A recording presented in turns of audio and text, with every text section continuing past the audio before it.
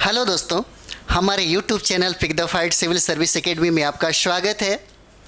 आज हम लोग शुरू करने वाले हैं जो डेली का जो सीरीज आपको चलता है, बिल्कुल वही चल रहा है। 5 बजे सुबह में आपको मिलेगा, डेली 5 बजे सुबह में मिलेगा। और करेंट अफेयर्स का टोटल यहाँ पे समग्र जो आप देखेंगे, जैसे नेशनल, इंटरनेशनल, बिहार, बहुत सारा कंटेंट देने की हम कोशिश करते हैं।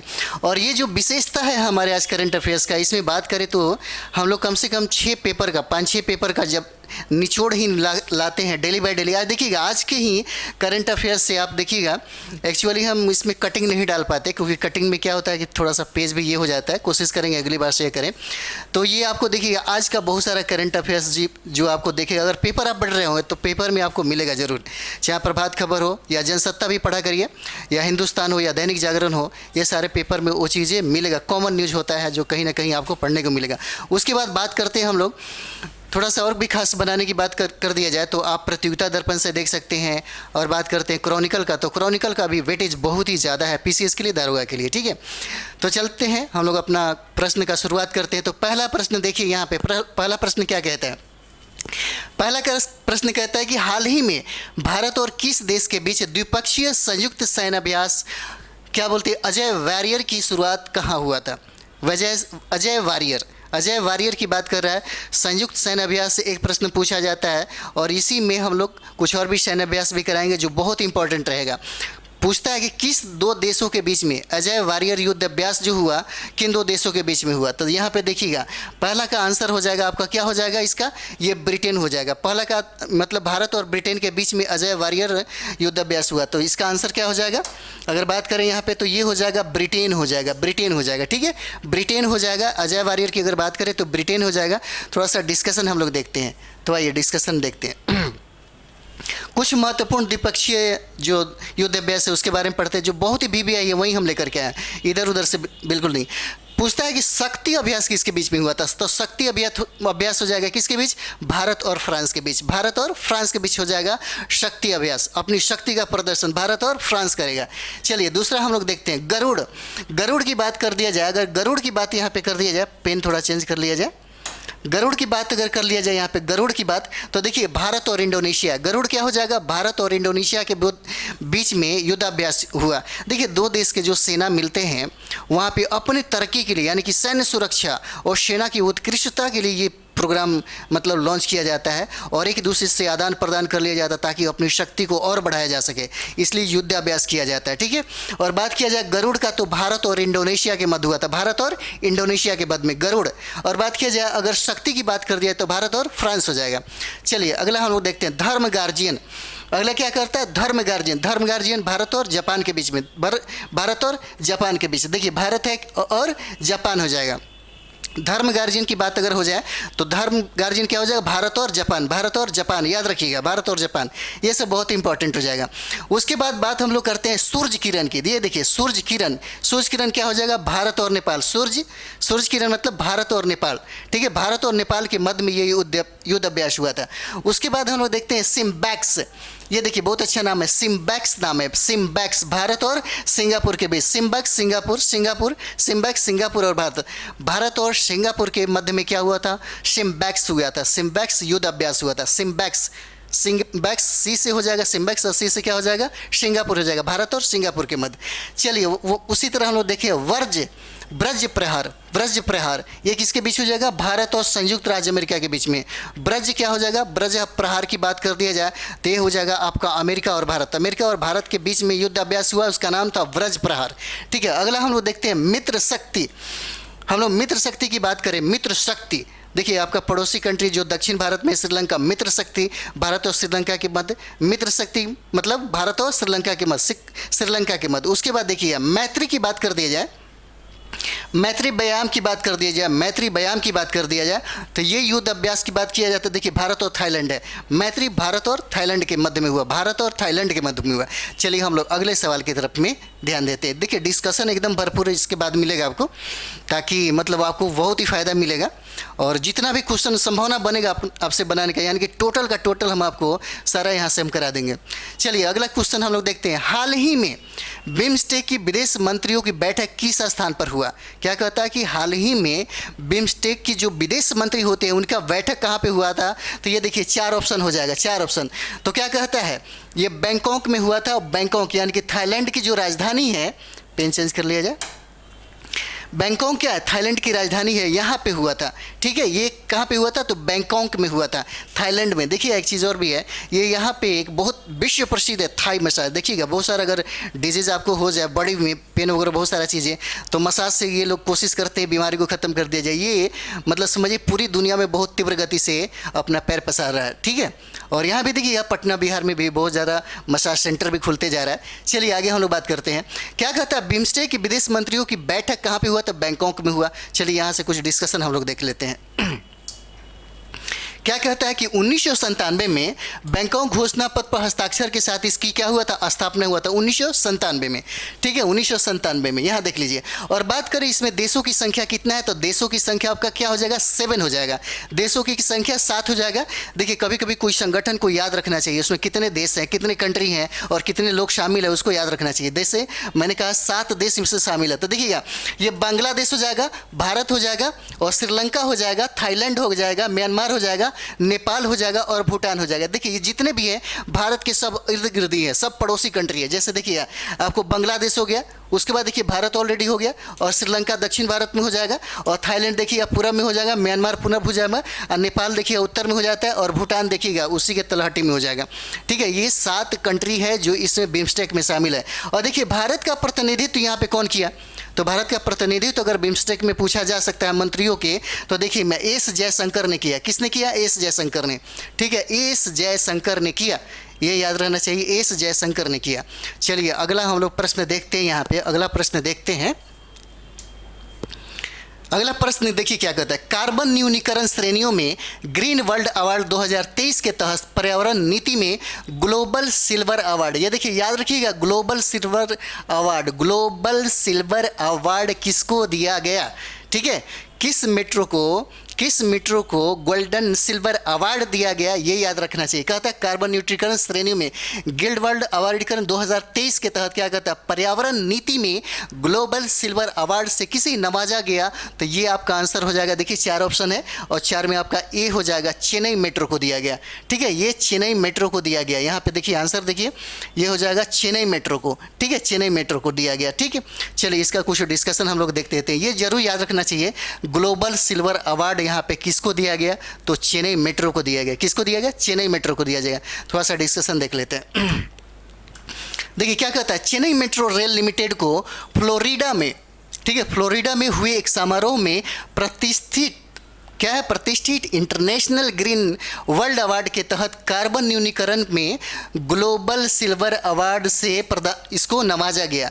ठीक है, ये कहाँ पे हुआ था प्रोग्राम? ये हुआ था फ्लोरिडा में, और कार्बन न्यूट्रीकरण के क्षेत्र में इसको एक मेडल दिया गया, यानी कि अवार्ड जो दिया गया उसका नाम है ग्लोबल सिल्वर अवार्ड प्रदान किया गया। ठीक है, उसके बाद नेक्स्ट हम लोग टॉपिक देखते हैं। कहता है कि ग्रीन वर्ल्ड अवार्ड विश्व के सबसे सम्मानित पर्यावरण पुरस्कारों में से एक है।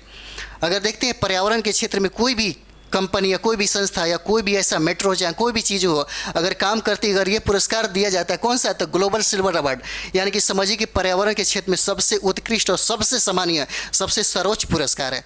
चलिए अगला हम लोग देखते हैं। अगला प्रश्न है हमारा, कहता है कि हेनले एंड पार्टनर्स द्वारा जारी दुनिया के सबसे अमीर शहरों की सूची में भारत का कौन सा शहर सबसे ऊपर है? भारत का कौन सा शहर क्या हो जाएगा? अगर भारत के शहरों की बात कर दिया तो कौन सा शहर सबसे ऊपर हो जाएगा? तो देखिए कहता है ना, दिल्ली है दिल वालों की और मुंबई है पैसे वालों की। तो यहाँ पे सबसे ज़्यादा क्या हो जाएगा? तो ये देखिए सी हो जाएगा, सी सबसे अमीर। और एक चीज़ और देखिए, रिपोर्ट कौन सा है? तो रिपोर्ट देखिए, हेनले एंड पार्टनर्स द्वारा जारी दुनिया के सबसे अमीर शहरों की सूची में भारत का कौन सा ऐसा शहर है जो सबसे अमीर है? तो सबसे अमीरों की सूची में बात करें तो कौन हो जाएगा? मुंबई हो जाएगा। ठीक है, मुंबई हो जाएगा। थोड़ा सा डिस्कशन इसमें देख लेते हैं। ये मुंबई हो गया। चलिए डिस्कशन में हम लोग देखते हैं। देखिए क्या कहता है, हैनलैंड पार्टनर्स द्वारा जारी दुनिया के सबसे अमीर शहरों की सूची में अगर पूरे विश्व में माना जाएगा, पूरे विश्व में अगर देखा जाए तो सबसे मतलब समझिए कि अमीर शहर क्या है, तो देखिए यूएसए में एक जगह है जिसका नाम है न्यूयॉर्क। वो सबसे ज़्यादा अमीर मतलब समझिए कि क्षेत्र है, वहाँ पे सबसे ज़्यादा लोग अमीर रहते हैं। और भारत की अगर बात कर दी जाए तो मुंबई हो जाएगा, ठीक है। उसी तरह देखिएगा वर्ल्ड एयर क्वालिटी रिपोर्ट में, वर्ल्ड एयर क्वालिटी रिपोर्ट में ये मार्च 2023 के रिपोर्ट के आधार पर प्रकाशित किया गया, सबसे प्रदूषित शहर यानी सबसे प्रदूषित देशों की सूची में प्रथम स्थान किसका है? प्रथम स्थान कौन सा है जो सबसे प्रदूषित देश है? उसका नाम है चाड। पहला हो जाएगा क्या हो जाएगा? चाड। देखिए चाड हो जाएगा, चाड हो जाएगा। और जब द्वितीय की बात हो जाएगा तो क्या हो जाएगा? इराक हो जाएगा। और तृतीय की अगर बात कर दिया जाए तो क्या हो जाएगा? पाकिस्तान हो जाएगा। और जब भारत की बात कर दिया जाएगा तो क्या हो जाएगा? 8वां स्थान हो जाएगा भारत का। देखिए भारत का कौन सा स्थान हो जाएगा? 8वां हो जाएगा।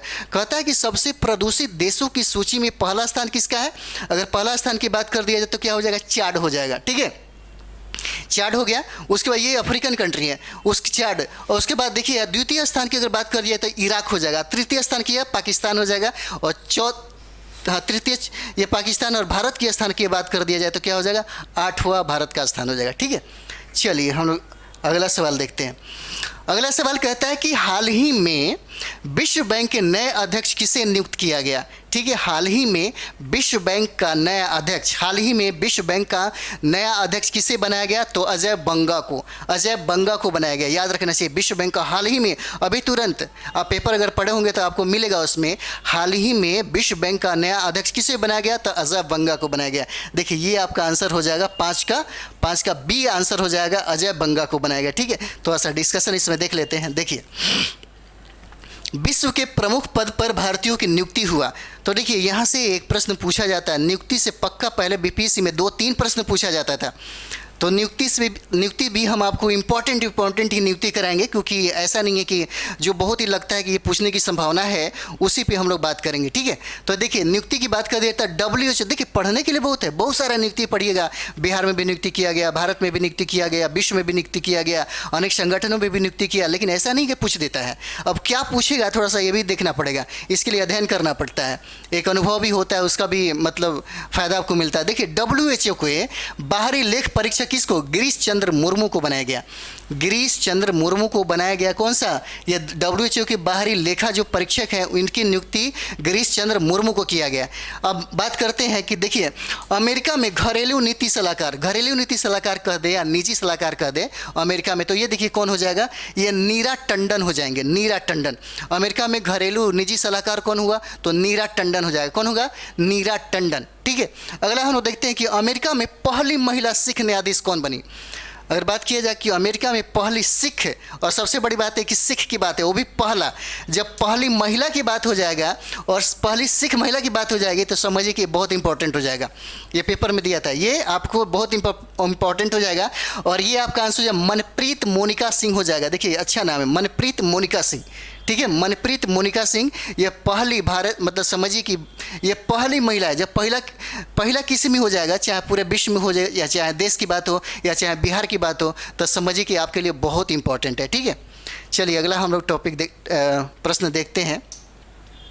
अगला प्रश्न है हम लोग का 6 नंबर। हाल ही में किस देश ने बढ़ती खाद्य कीमतों से निपटने के लिए आपातकाल की घोषणा की है? ये देखिए ये बहुत इंपॉर्टेंट है, आपातकाल की घोषणा कर दिया। किस वजह से? तो देखिए बढ़ती हुई खाद्य, देखिए जनसंख्या तो बहुत तेज़ी से बढ़ रहा है, लेकिन आपके लैंड नहीं बढ़ रहे हैं, और उसके अपेक्षा यानी कि उसके एवज में यहाँ प्रोडक्शन नहीं बढ़ रहे हैं। और सबसे ज़्यादा अगर विस्तार की बात कर दिया जाए तो कौन सा है? सेवा क्षेत्र में, यानी कि सर्विस सेक्टर में इसका बढ़ोतरी हो रहा है। एग्रीकल्चर की अगर प्रथम प्राथमिकता की बात कर दिया जाए तो देखिएगा वो धीरे धीरे घट रहा है। और द्वितीय की बात करें तो दूसरा तीसरा में ही इसकी बढ़ोतरी देखने को मिलता है। तो देखिए क्या कहता है 6 का, तो ये देख लिया, हाल ही में किस देश ने बढ़ती खाद्य कीमतों से निपटने के लिए आपातकाल की घोषणा कर दी कि भाई बहुत कीमत बढ़ रहा है। और कंट्री उसका नाम है, वो है नाइजीरिया। वो कंट्री का नाम है क्या? नाइजीरिया। और ये अफ्रीकन कंट्री हो जाएगा नाइजीरिया, ठीक है। इसने बढ़ती हुई खाद्य की कीमतों को ध्यान में रखते हुए उसने क्या किया? आपातकाल घोषित कर दिया। और वो कंट्री का नाम क्या है? नाइजीरिया नाम है, नाइजीरिया, ठीक है। ये देखिए ये 6 का क्या हो जाएगा? बी हो जाएगा, नाइजीरिया हो जाएगा। थोड़ा सा इसका डिस्कशन हम लोग देख लेते हैं।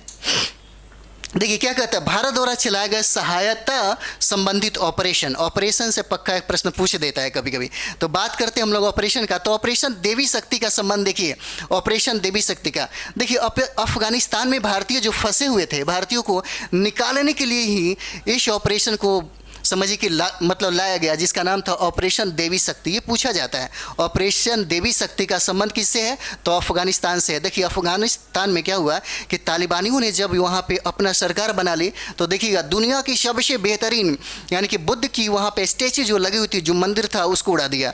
सोचिए, जहाँ पे कहा भी जाता है, वो लोग अजीब मतलब ये मूवमेंट करते हैं, तो क्या हो जाएगा, ऑपरेशन देवी शक्ति हो जाएगा। ये अफगानिस्तान से भारतीयों को निकालने के लिए ये ऑपरेशन चलाई गई थी, ठीक है। दूसरा बात करते हैं हम लोग ऑपरेशन कावेरी, ऑपरेशन कावेरी, ठीक है। ऑपरेशन कावेरी देखिएगा, ये सूडान से निकालने के लिए, यानी कि सूडान में जो ग्रस्त हो गए थे, वहाँ पे युद्धग्रस्त हो गए थे, या संकट में बहुत ज़्यादा भारतीय जब पड़ गए थे, तो वहाँ से सूडान से निकालने के लिए इस ऑपरेशन को क्रियान्वयन किया गया था, ठीक है। ये ऑपरेशन है, ऑपरेशन का नाम क्या है, ऑपरेशन कावेरी। याद रहना चाहिए, ऑपरेशन कावेरी हो जाएगा या ऑपरेशन देवी शक्ति हो जाएगा। तो देवी शक्ति हो जाएगा अफगानिस्तान से, और कावेरी की अगर बात होगी तो हो जाएगा सूडान से। नेक्स्ट हम लोग देखते हैं ऑपरेशन करुणा। देखिए करुणा की अगर बात कर दी जाए तो म्यांमार में आया था चक्रवात, उसी में जो फंसे हुए भारतीय थे उन्हीं को निकालने के लिए सेना द्वारा क्या किया था, ऑपरेशन किया गया था, ठीक है। ये देखिए, ये म्यांमार में जो चक्रवात का मोर्चा में बचाव के लिए किया गया था ऑपरेशन करुणा। क्या नाम है, ऑपरेशन करुणा का संबंध किससे है, तो म्यांमार से। ऑपरेशन करुणा का संबंध क्या है, म्यांमार से है। उसी तरीके से हम लोग जो VBI करेंगे, एक और भी है ऑपरेशन दोस्ती। देखिए ऑपरेशन दोस्ती की बात की है तो देखिएगा, तुर्की में जो आया था भूकंप, उसी में बहुत सारा प्रॉब्लम हो गया था, उनकी सहायता के लिए क्या किया, ऑपरेशन, यानी कि ये देखिए ऑपरेशन जो दोस्ती है ये भारत ने चलाई थी, ठीक है। ऑपरेशन दोस्ती का संबंध किसके साथ है, तो तुर्की के साथ है, टर्की हो जाएगा। और करुणा की अगर बात कर दिया जाए तो म्यांमार हो जाएगा, और यहाँ पे देवी शक्ति की बात कर दिया जाए तो अफगानिस्तान हो जाएगा, और कावेरी मतलब ऑपरेशन कावेरी की अगर बात कर दी जाए तो क्या हो जाएगा, सूडान हो जाएगा, ठीक है, सूडान हो जाएगा। चलिए अगला हम लोग सवाल देखते हैं। अगला सवाल क्या कहता है कि स्कूली शिक्षा सूचकांक के परफॉर्मिंग ग्रेडिंग इंडेक्स में बिहार का कौन सा जिला राज्य में सबसे शीर्ष पे है या राज्य में सबसे ज़्यादा अव्वल पे है, ठीक है, प्रथम स्थान रखता है। फिर से देखिए, स्कूली शिक्षा सूचकांक में क्या कहता है, स्कूली शिक्षा सूचकांक में परफॉर्मिंग ग्रेडिंग इंडेक्स में बिहार का कौन सा जिला अव्वल है या शीर्ष पर है। तो यहाँ पे देख लीजिए, ये सातवां क्या कहता है, सातवां का कौन सा जिला हो जाएगा, वो जिला होगा नालंदा। ये नीतीश कुमार का क्षेत्र है, ठीक है, नालंदा हो जाएगा, ठीक है, ये नालंदा हो जाएगा। चलिए इसका डिस्कशन थोड़ा सा देख लेते हैं। इसका डिस्कशन में देखिए, कहते हैं जारीकर्ता शिक्षा मंत्रालय द्वारा, ये शिक्षा मंत्रालय द्वारा आप लोग देख लीजिए, तो ताकि आप लोग पेपर भी पढ़ा करिए, ताकि पेपर से और सारा चीज़ें मिलता है। देखिए 338 स्कोर के साथ नालंदा जिला बिहार में प्रथम स्थान रखता है, यानी कि सबसे अव्वल है, सबसे शीर्ष पे है। कौन सा कितना स्कोर किया था, तो 338 स्कोर किया था। अगला हम लोग देखते हैं, कहता है कि राजधानी पटना का स्थान 8वें नंबर पे है। इसी क्षेत्र में अगर देखा जाए तो शीर्ष का स्थान किसका, नालंदा का। पहला स्थान जो सबसे शीर्ष पे है वो हो जाएगा नालंदा, लेकिन पटना का स्थान अगर कर दिया जाए तो पटना का स्थान कितना हो जाएगा, 8वां हो जाएगा। अगर स्कोर की बात किया जाए तो देखिए 312 हो जाएगा, ये 312 स्कोर है, लेकिन नालंदा का स्कोर की बात की जाए तो 338 हो जाएगा, ठीक है। उसी तरह से अगला हम लोग देखते हैं, सबसे खराब स्थिति किसका है। इसमें सबसे खराब स्थिति किसका है, तो अररिया और सुपौल का है। सबसे खराब स्थिति अररिया और सुपौल का है, और सबसे बढ़िया स्थिति किसका है, तो नालंदा का है। उसमें पटना का स्थान कितना है, तो 8वां है, ठीक है। चलिए आगे हम लोग बढ़ते हैं। ये देखिए, हाल ही में कहाँ पर भारतीय आम महोत्सव आमरस का आयोजन किया गया है। आम महोत्सव आमरस भी, आमरस मतलब होता है आम का जो रस होता है, उसी को आमरस हम लोग बोलते हैं, इसको जूस को हम लोग बोलते हैं, ठीक है। तो ये देखिए, ये क्या कहता है कि हाल ही में कहाँ पर भारतीय आम महोत्सव आमरस का आयोजन किया गया।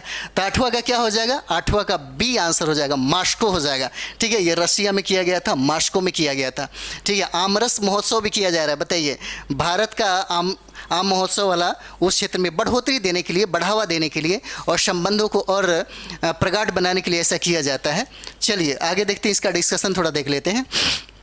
देखिए बिहार में मनाए गए महोत्सव 2023 में, देखिए 2023 में जो महोत्सव मनाए गए हैं उसके बारे में हम लोग पढ़ लेते हैं। आम महोत्सव कहाँ मनाया गया? देखिए आम महोत्सव जो है ये ज्ञान भवन पटना में, अगर पटना घूम रहे होंगे तो ज्ञान भवन जाइए, वहीं पे पटना में है और वहीं पे क्या मनाया गया? आम महोत्सव मनाया गया। ठीक है, आम महोत्सव क्या है? ज्ञान भवन पटना में। आम महोत्सव कहाँ? ज्ञान भवन पटना में है। ठीक है, अब उसके बाद देखिए सूफी महोत्सव कहाँ मनाया गया? देखिए सूफी महोत्सव की बात की है तो पटना का मनेर जो शरीफ है वहीं पे मनाया गया। मनेर शरीफ जो है वहीं पे मनाया गया। सूफी संतों की बात अलग है, सूफी महोत्सव। ठीक है, अगर बात कर दिया जाए कि बाजरा महोत्सव कहाँ मनाया गया? बाजरा महोत्सव कहाँ किया जाए? ये मोटे अनाज में माना मतलब जाना जाता है। बाजरा महोत्सव क्या हो जाए? भोजपुर को आरा भी बोलते हैं। भोजपुर को क्या बोलते हैं? आरा भी बोलते हैं। ठीक है, अब ये देखिएगा बाजरा महोत्सव क्या है? भोजपुर में किया गया। और थावे फेस्टिवल की अगर बात कर दिया जाए, थावे फेस्टिवल कहाँ मनाया गया? तो देखिए थावे फेस्टिवल था ये गोपालगंज में। थावे अगर जाएंगे तो वहाँ पे बहुत सारा मतलब धार्मिक कृत्य होते रहते हैं और ये गोपालगंज में है। ठीक है, थावे की अगर बात कर दिया जाए तो कहाँ है? गोपालगंज में है। ठीक है, उसी तरीके से अगर बात करते हैं हम लोग कि बिहार में सूर्य मंदिर कहाँ पे? तो औरंगाबाद के देव में है। ठीक है, चलिए आगे हम लोग देखते हैं। इसी में देखिए पक्षी महोत्सव कलरव का आयोजन कहाँ किया गया? पक्षियों को जो संकट होते जा रहा है, पक्षियों पे जो बहुत सारा लुप्त होते जा रहा है, उसके बचाव के लिए जनता को इसको जागरूक करने के लिए कलरव महोत्सव का आयोजन किया गया। और ये जमुई में जो पक्षी अभ्यारण्य है जिसका नाम है नागी और नकटी, वहाँ पे इसका आयोजन किया गया। ठीक है, चलिए आगे हम लोग देखते हैं। अगला सवाल हम लोग देखते हैं। नेक्स्ट है कि हाल ही में जारी हेनले पासपोर्ट इंडेक्स में भारत के रैंक कितना है? अगर आज का पेपर पढ़े होंगे तो आज के पेपर में है, आज के पेपर में है। और आज के पेपर अगर आप पढ़े होंगे तो उसमें मिलेगा आपको एकदम हेडलाइन में थोड़ा सा मतलब बढ़िया से दिया हुआ है। हाल ही में जारी हेनले पासपोर्ट इंडेक्स में भारत का रैंक कितना है? भारत का रैंक कितना हो जाएगा? तो देखिएगा ये 80वां स्थान हो जाएगा, 80। ठीक है, ये 80 स्थान हो जाता है। कितना स्थान हो जाता है? 80 स्थान होता है। ठीक है, ये याद रखिएगा, बहुत इंपॉर्टेंट है। कहता है कि हेनले पासपोर्ट इंडेक्स में भारत का रैंक कितना है? हेनले पासपोर्ट मतलब समझ रहे हैं ना, जहाँ से जैसे मानते हैं बहुत सारे देशों का अपना अपना पासपोर्ट होता है। किसका बहुत ज़्यादा हार्ड होता है, किसका बहुत ज़्यादा नॉर्मल होता है और किसका होता ही नहीं है। उस क्षेत्र में अगर देखा जाए तो सबसे ज़्यादा अगर बात किया जाए तो भारत का स्थान कितना है? तो यह स्थान क्या हो जाएगा? 80 स्थान हो जाएगा। चलिए इसका डिस्कशन हम लोग देख लेते हैं। बहुत गर्मी है लेकिन देखिए पहला अगर स्थान की बात कर ली जाए, हम लोग पहला स्थान की बात कर ली जाए तो देखिएगा प्रथम स्थान पर कौन है? सिंगापुर है। प्रथम स्थान पर क्या हो जाएगा? सिंगापुर हो जाएगा। और एक चीज़ देखिएगा, सिंगापुर से एक और प्रश्न बनता है, सबसे ज़्यादा हमारे भारत के लिए सबसे ज़्यादा इन्वेस्टर का काम करता है सिंगापुर। और नेक्स्ट की अगर बात कर दिया जाए तो मॉरिशस हो जाएगा। और उसके नेक्स्ट की बात कर दिया जाए तो कौन हो जाएगा? अमेरिका हो जाएगा। और उसके नेक्स्ट की बात कर दिया जाए कि चौथा स्थान की अगर बात की जाए तो UAE हो जाएगा। ठीक है, तो प्रथम स्थान कौन हो जाएगा? सिंगापुर। तो 192 देशों में भारत का स्थान कितना था? 80वां था। तो देखिएगा के लिए वीज़ा की ज़रूरत नहीं होगी। कहता है कि सिंगापुर यानी कि 192 देशों में जाने के लिए वीज़ा की ज़रूरत नहीं होगा। अगर बात करिए दूसरा स्थान किसका है? द्वितीय स्थान पे कौन है भाई? द्वितीय स्थान पे तो जर्मनी, इटली और स्पेन, इन देशों की 190 की देश की यात्रा करने के लिए वीज़ा ज़रूरत नहीं है। ठीक है, और फिर हम नेक्स्ट करते हैं कि भारत के 57 देशों की यात्रा के लिए वीज़ा की ज़रूरत नहीं होगी। अगर इसको जाना होगा तो 57 कंट्री का नाम देख लीजिए जिसमें वीज़ा की ज़रूरतें नहीं है, वहाँ पे जाना चाहें तो घूमने के लिए आप जा सकते हैं। चलिए हम लोग अंतिम सवाल पे फोकस करते हैं। अंतिम सवाल क्या कहता है? इसी का डिस्कशन ही है, अंतिम सवाल नहीं, इसका डिस्कशन है। थोड़ा सा देख लीजिएगा, डिस्कशन थोड़ा लंबा कर दिए ताकि आपके फ़ायदे के लिए है, आपके एग्ज़ाम के व्यू से बनाया गया है। देखिए कहता है कि हाल ही में किस देश ने 34वें अंतर्राष्ट्रीय जीव विज्ञान ओलंपियाड जीता है? कौन जीता है भाई? भारत जीता है। भारत जीता है। कौन क्या जीता? 34वें अंतर्राष्ट्रीय जीव विज्ञान ओलंपियाड जो है किसने जीता? तो अगर देश की कतारों में अगर देखिएगा तो कौन जीतेगा? तो इसका स्थान हो जाएगा भारत जीता। ठीक है, भारत जीता। उसके बाद देखिएगा हाल ही में रक्षा मंत्रालय ने सुरक्षित और पौष्टिक भोजन के लिए किसके साथ समझौता किया है? सुरक्षित और पौष्टिक भोजन के लिए समझौता फसाई के साथ किया है। फसाई के साथ किया, देखिएगा FSSAI। ठीक है, इसके साथ इसने क्या किया? समझौता किया। और नेक्स्ट की हम बात करें कि हाल ही में संयुक्त राष्ट्र महासभा के 78वें अध्यक्ष के रूप में किसे चुना गया? देखिए संयुक्त राष्ट्र महासभा के 78वें अध्यक्ष कौन थे? संयुक्त राष्ट्र महासभा के 78वें अध्यक्ष के रूप में किसे चुना गया? तो देखिए नियुक्तियां भी बहुत इंपॉर्टेंट है। किसे चुना गया? तो यहाँ पे देखिएगा डेनिस फ्रांसिस्को। क्या नाम है? Dennis Francisco. डेनिस फ्रांसिस 78वें क्या है? 78वें के देखिए संयुक्त राष्ट्र महासभा के अध्यक्ष हैं। अगला हम लोग देखते हैं, कहता है कि दुनिया के गुप्तचर प्रमुखों की गुप्त बैठक हाल ही में कहाँ हुआ था? कहता है कि दुनिया के गुप्तचर प्रमुखों की गुप्त बैठक हाल ही में कहाँ हुआ था? गुप्तचर बैठक की मतलब एक ये कर दिया तो पूरी दुनिया में कहाँ हुआ था, तो इसका स्थान हो जाएगा सिंगापुर। सिंगापुर बहुत ही डेवलप होते जा रहे हैं, ठीक है। और यहाँ देखिए दुनिया के गुप्तचर प्रमुखों की गुप्त सूची में इसका स्थान कहाँ है, कहाँ हुआ था इसका? तो ये हो जाएगा आपका सिंगापुर, ठीक है। यहाँ हमारा सेशन समाप्त होता है। अगर आपके पढ़ाई में और आपके कंपटीशन में, आपके तैयारी में अगर हमारे सेशन से आपको अगर हेल्प मिलता है तो इसे बहुत सारा मतलब शेयर करिए, सब्सक्राइब करिए, कमेंट्स भी कीजिए और लाइक भी करिए, और एकदम दबा के करिए ताकि लगे कि मतलब पढ़ रहे हैं आप भी और हमें भी इसका मोटिवेशन मिलता रहे। Thank you very much.